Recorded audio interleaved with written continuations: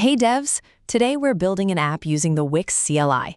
As an example, we'll build a frequently asked questions app. For this, we'll use CMS collections, a dashboard page, custom elements, and a backend function using Astro. Let's jump in. First, we'll create a new project. In the terminal, we'll run the following command, then choose Create New App. Here we can start from a template or from a basic app, and we'll go with basic so we can build everything ourselves. Now we'll give the project a name and choose the folder. At this point, it asks if we want to configure Wix MCP for the project. We highly recommend enabling it.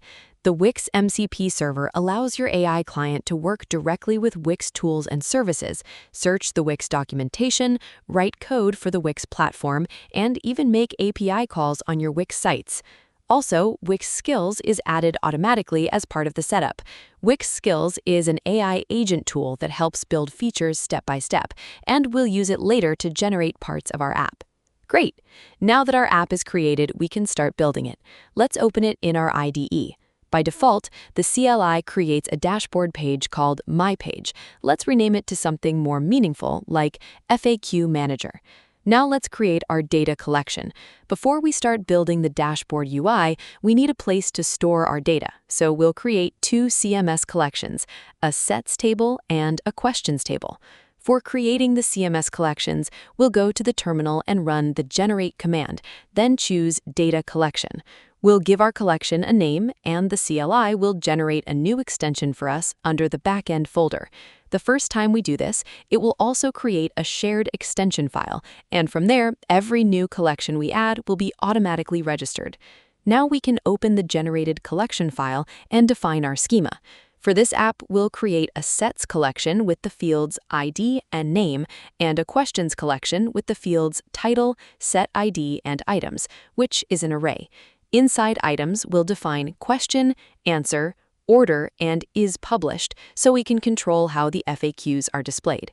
The CLI gives us a default structure, so we just need to adjust it to fit our data model. If we want to add more collections, we can simply run the generate command again, and it will create a new file and register it automatically. One important thing here is to make sure you configure permissions properly in the collection definition. These collections will be automatically created in the site's CMS when the app is installed. Now our data layer is ready, and we can move on to building the dashboard. In the dashboard, we'll need two main areas.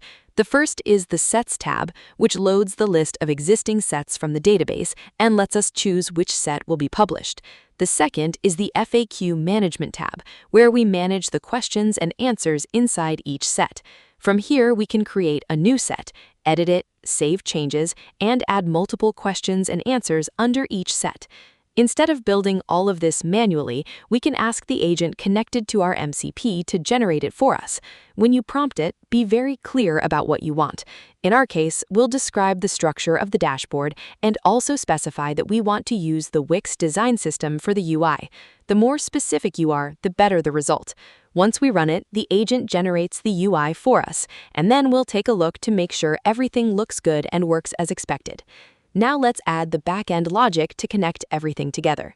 The backend extension is the only extension that doesn't require running npm run generate. Inside src, we'll create a folder called Pages, and inside it, another folder called API. This follows the Astro structure.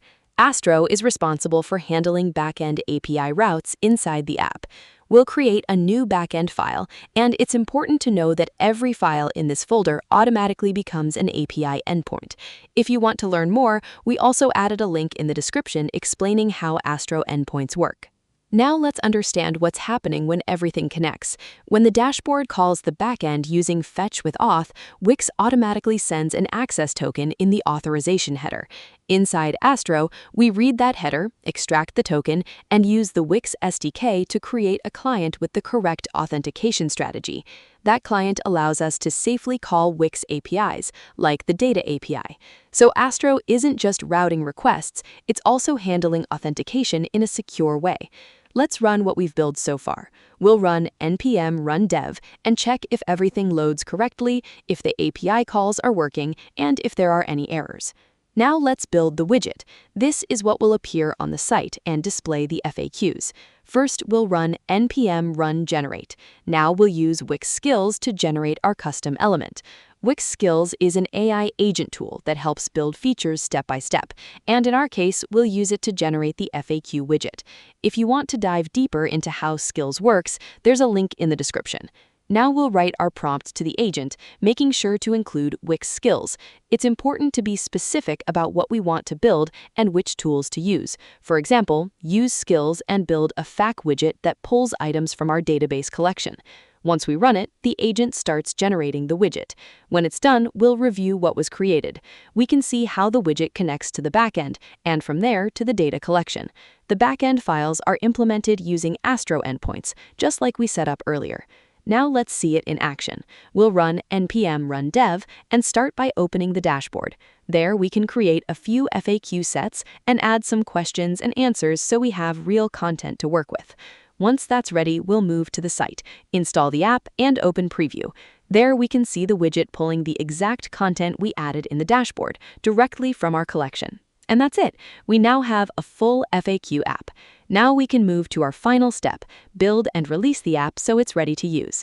We'll go back to the terminal, run npm run build, and then run npm run release to make it available on our site. We've added a link to the full code in the description so you can explore it yourself. Can't wait to see what you'll build. Thanks for watching.